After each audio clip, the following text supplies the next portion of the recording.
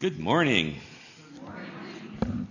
I have to share with you that while I was writing so much of this stuff, I was having so much fun coming up with all kinds of different ideas and different things to talk about and trying not to be too redundant, because redundancy is very redundant. And I found out that irony is ironic too. I don't know if you know about that. But no, the whole time I was imagining, writing this as I'm writing it down, I'm kind of trying to be in language, as if I'm speaking to a group. I kept seeing your faces.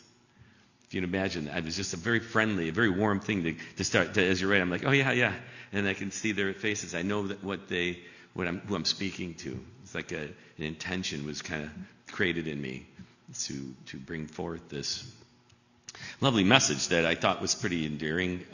Flourishing, and why? How's the title go? Why we are better together. That story was awesome. I was about to leave after that story because what am I going to say, right? Picking up trash and painting and drawing and so. But we are better together. I kept going deeper and deeper and deeper into why that is. And how important it is for us to be together and to love one another and take care of each other or watch out for each other. And I'm thinking, wow, this is like preaching to the choir. I mean, this is the UU church. This is all we do is go love everybody, and everyone is accepted. And it's almost redundant was the word that came up. But I was just like thinking, this is important. And in our church, this is something that's our cornerstone. But before I start, also there's percentages involved. Okay, so in the next little bit, I'm gonna read from some of the things I wrote here, and it's easy to just generalize. So anything you bring up could be just this broad blanket, and we all know that it's a lot more complicated than that. Love thy neighbor is a lot more complicated than it sounds. Love thy neighbor as thyself. It could be one of the 10 commandments. It doesn't matter. It becomes very complicated when here we are on a day-to-day basis. So there's percentages, there's generalizations and complexities, and there's also weaknesses in the human being. And also, I think about the children a lot. And the children, they don't think about this kind of stuff. Why we all need to get along. I just want to play with this, or I want to play with my friend. They don't really consider those things. So we have to protect them as well. But let's just begin with a human life. Like, what is an average human life, and what should be, what would be a complete average human life? And I'm just going to throw a number out here. Say from 0 to, we're not all Donna. We can't all live to 100, but that makes sense. So I'm going with percentages, right? Percentages. So say 85. I don't know. I'll be happy. Get me to 80, and I'm happy there. But anyway, but say a human life. Here it is. It's a package, and it lived, and then it existed, and then it's gone. And now, what would you recommend to make sure that's in that package? What should be in that whole package? And I started making a list. Of course, I found Maslow's hierarchy of needs. That was kind of fun. But so let's think, food, water, shelter, all the basics, right? But then there are other things that belong in there for a whole life. This is one whole life. Clothing, love,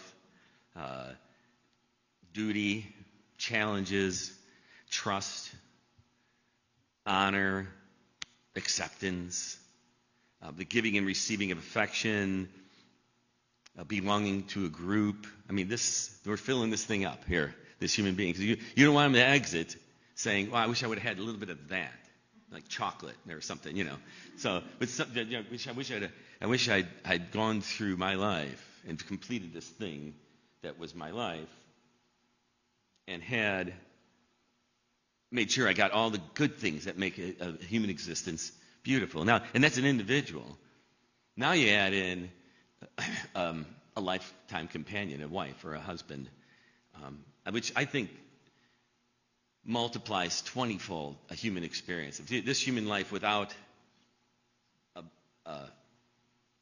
a person, your one person, your one love, your one companion. Without that, it's just like really, it's a minor existence. And I only say that because I got my Sally. I'm all set. So my life is just one huge thing I don't have to think about every day. It's just a beautiful thing. So, and can you think of anything? You can yell out, but anything should be in that human life before he cashes his check. Anything? Ellen. Huh? Ellen. An Ellen. Everyone needs an Ellen. Everyone needs an Ellen in their life. I know there's a lot of people who depend on you, Ellen. I know. I look up to you in that way, going, okay, there's an Ellen out there, and I can turn to her if I need it. My Ellen in my pocket. So I don't know, honestly, but if you think about a human life and what it takes to get a good one. So when you go, you've had a life. All right, that's it. I'm just trying to create that package. You notice that many of our highest needs involve other people. Acceptance, love, and all. There's higher needs and lower needs. Your simple food and water, and then you got all those other lovely things that go along with it. A full life requires other people. And of course, it's hard to even think about these higher needs when you're starving, or you don't know where your next meal is coming from, or the one after that. There was a time long ago when our instincts were being formed, when our most basic needs not only involved other people, but it required other people. And not just those in our family or in our clan, but those related to us. Those not related to us at all. Diversity wasn't a choice. It was an advantage.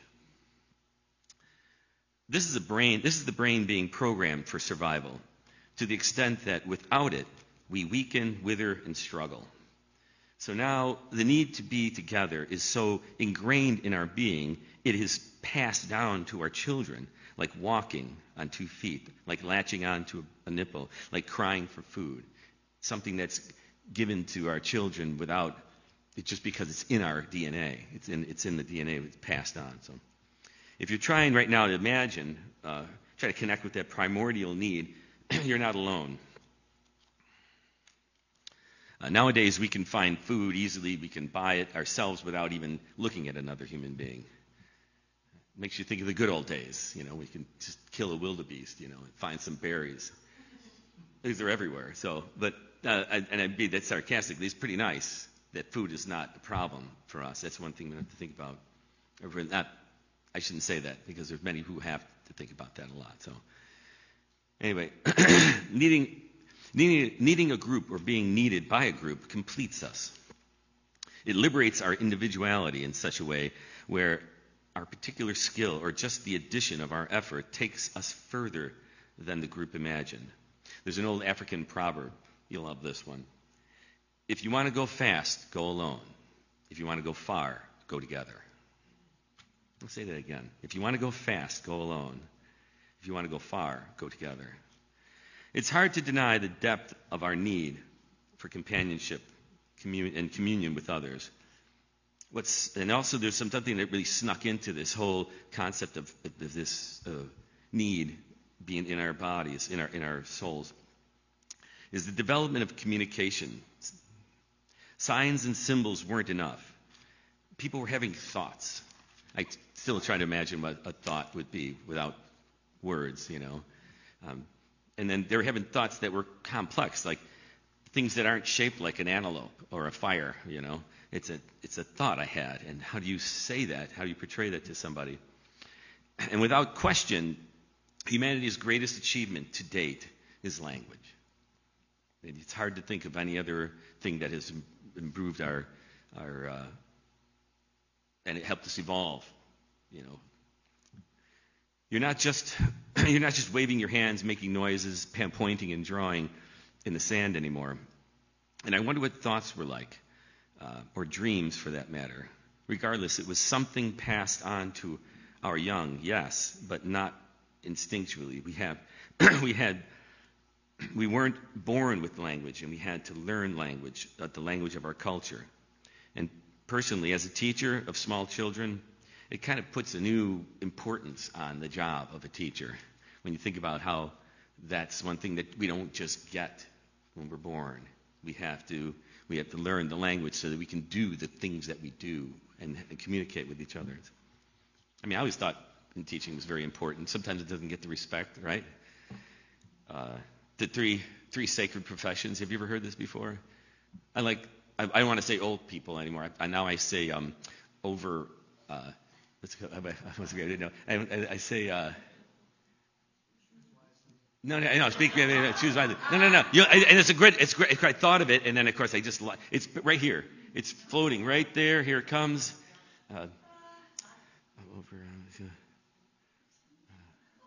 Overqualified. It's not old anymore. You're not old. You are overqualified. Do you understand what I'm saying? My wife's in HR, so just sit there and go, excuse me, you're just overqualified. So I like to think of myself now, when I look at you young people, as overqualified. But anyway, this beautiful overqualified friend of mine told me that there are 3 sacred professions. The teacher, anyone? And? Or? The healer. Good. Got to go 11th century. The healer. And then simple human needs. The farmer. The teacher, the healer, and the farmer. And I'm like, oh my gosh, what a way to, and they consider it a sacred profession. I thought of it as an occupation that you go into not because you want to make $1 million by the time you're 40, but you are clearly, there's a calling, right? Like everyone wants to be an Ellen, but only Ellen could be Ellen. So, Lucky is your middle name, my friend. All right, let me I gotta stay on track. Aaron says, focus. Focus. Where the heck was I? Okay. Yeah, the whole teacher thing was cool. Anyway, so yeah, there we go. Okay, so another side note is the first discovery. This is a little side note that I think is really phenomenal in our evolution. Is the cooking of meat, the cooking of food. Like what's that? What? This is a culture. This is a human thing. This wasn't something that we just got from our ancestors. They had to learn how their discoveries of cooking setups, over almost 1 million years ago. They got all these Neanderthal, these Homo sapien. Anyway, it was fascinating to read all about how this cooking. You should look it up, how it came about. But the first thing I thought, it was like, hey Grog, remember that fire like a week ago? I walked. There's this smoldering, and man, it smelled good, like, wow. And I ate it anyway. It was all burnt. It goes all cooked, but I feel so much better. It's so much more efficient. My brain is getting bigger, and my stomach is getting smaller. My digestive system is getting smaller. Energy, the energy from digestion went into brain development instead. So, transformed us completely. I mean, a simple human choice and just a risk became us standing upright with smaller jaws and smaller digestive system. I think it's a fascinating thing to think how, and then you can tell how needing each other can evolve with us as well. Without looking up specific definitions, I feel like the word flourishing, I'm sifting now, but flourishing, I wanted to make sure I got to flourishing because it's the word of the month, right? And I'm going flourishing. So without looking at a specific definition, it feels like you are at the peak of living, having everything and more, food abundance, friendship, and love. You are at the pinnacle of survival. All your hopes are fulfilled and nothing but potential is all around you, knowing that you cannot fail, knowing that those around you are in the same state, a permanent smile on your face and warmth streaming like happy tears. And it's just really euphoric and a wonderful thought of flourishing. But the reality, right, of flourishing is our day to day. I got to watch out. This guy doesn't know how to drive a car. This guy in front of me, clearly, which is most people. I don't mind me saying. So. But I talk to him directly through the windshield. I tell them, how to drive and how to make a blinker, hello, and they listen sometimes. But honestly, though, the flourishing, to think about us living a great life, living this life, this whole thing, because when it's over, we're like looking back, going, okay, I did that. Oh, I did this, and wasn't this wonderful? I mean, you don't think that now because you're going, I got more cool stuff to do. That you don't have that. With the way I was thinking about all this, that's what I started going into. Like, wow, I got to complete this thing. I got to get the things that I need to get. So I keep looking at you, Jeff. I don't know why. It's like I'm someone you're like my little pinnacle in the corner. Okay, so now.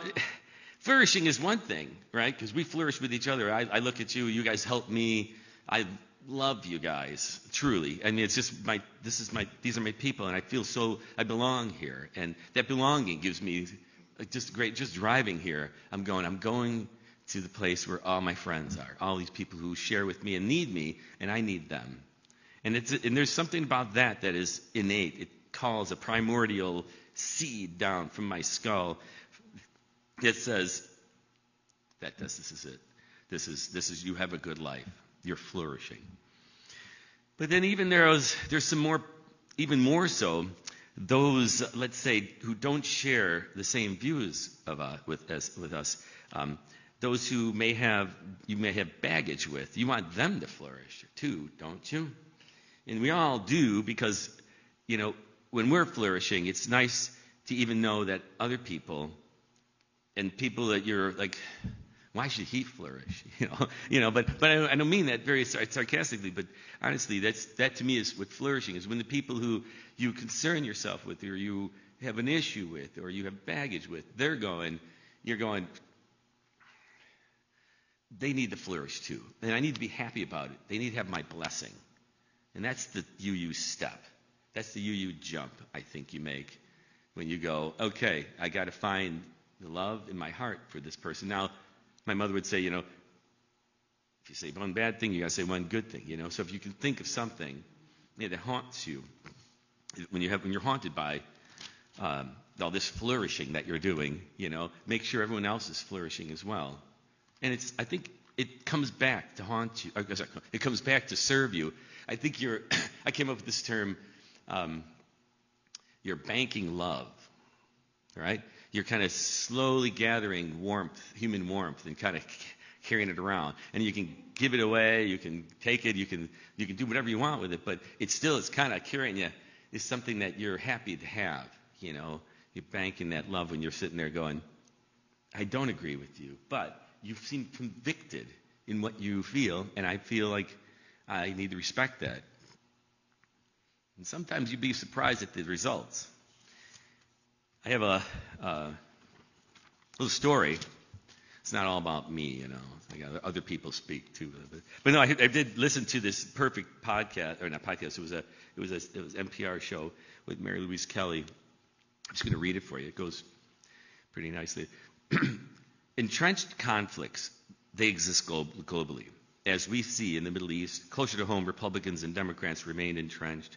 Now, most of us do not stop to consider how the brain science might be at play when we are at odds. But NPR's Yuki Noguchi reports understanding our impulses might also help resolve our differences.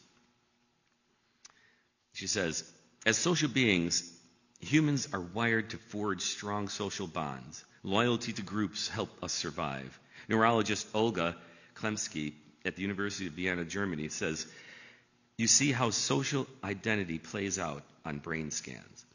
Seeing a comrade in pain, a fellow member of one's group, will fire the empathetic part of the brain. Olga also says, my brain would stimulate the suffering of the other. My brain would simulate the suffering of the other person by reactivating how I feel when I'm feeling sad. And Christina says, but let's say an adversary is one experiencing pain. Well, Kamensky says, not only does the same region not light up, we also sometimes see more activation related to Schadenfreude, which is malicious joy. I can never say that word. So Christina says, that's not all. Conflict literally dampens our ability to feel love. I'll say that again. Conflict literally dampens our ability to feel love. Kamensky says couples who just argued have less activity in regions of the brain that sense attachment and fondness. Tim Phillips says the brain's natural impulses are critical to understanding conflict in its resolution. Phillips and his group Beyond Conflict helped negotiate treaties in Northern Ireland and helped convene what became South Africa's Truth and Reconciliation Commission following apartheid.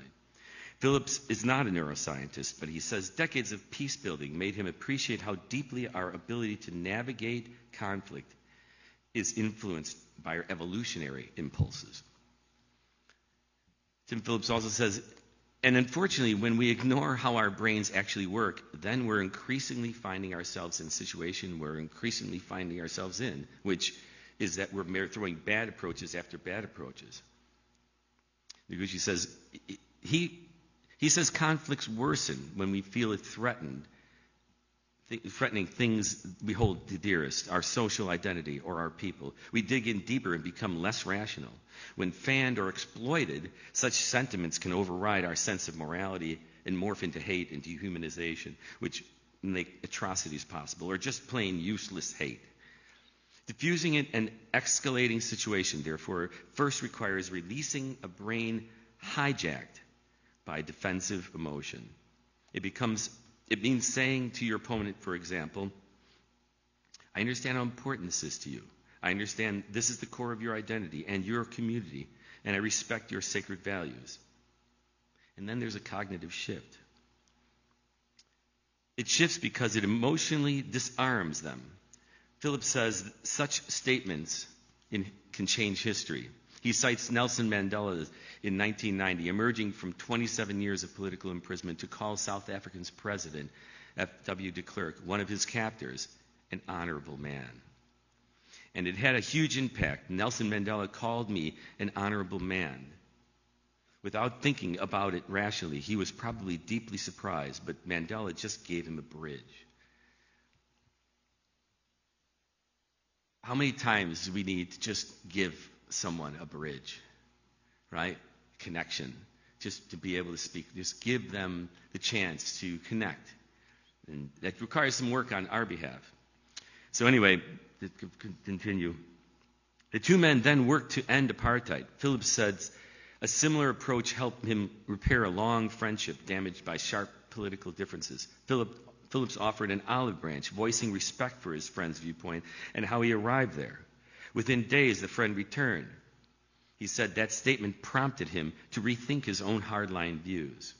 He literally said, I felt like I could breathe in our relationship again. I started to change my mind. And I didn't sell him on details and the policy. No, it just was completely emotional. They might not agree, he says, but at least they can talk.